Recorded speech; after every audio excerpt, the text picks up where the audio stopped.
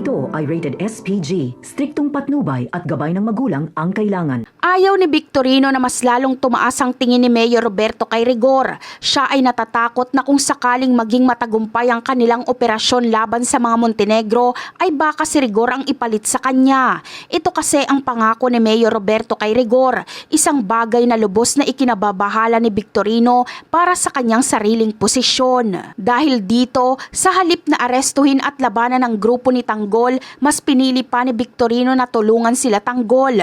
Para sa kanya, hindi na mahalaga kung mahuli ba ang mga Montenegro o hindi. Ang tanging layunin na lamang niya ay ang masira ang pangalan ni Rigor at maipakita sa lahat na palpak ang operasyong pinamumunuan nito laban kay Tanggol at Ramon. Kaya naman, buo na ang pasya ni Victorino na makipagtulungan sa mga Montenegro. Gagawin niya ang lahat maprotektahan lang ang kanyang reputasyon at ang kanyang ranggo bilang lieutenant. Ang pag-angat ni Rigor ay isang malaking banta sa kanya. Kaya naman, determinado siyang pigilan ito sa kahit na anumang paraan. Hindi siya mag-aatubiling gawin ang lahat upang hindi magtagumpay ang kanilang misyon.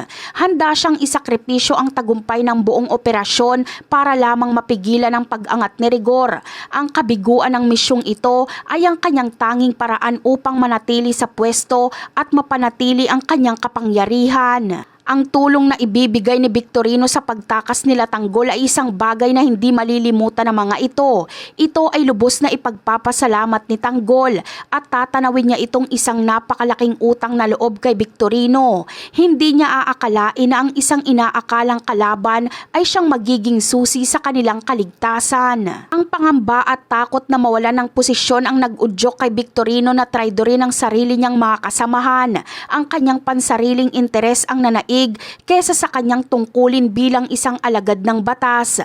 Ang kanyang desisyon ay hindi lamang nagligtas sa mga Montenegro, kundi nagsiguro rin na mananatiling sira ang pangalan ni Rigor kay Mayor Roberto. At yan ang aabangan natin. Bye!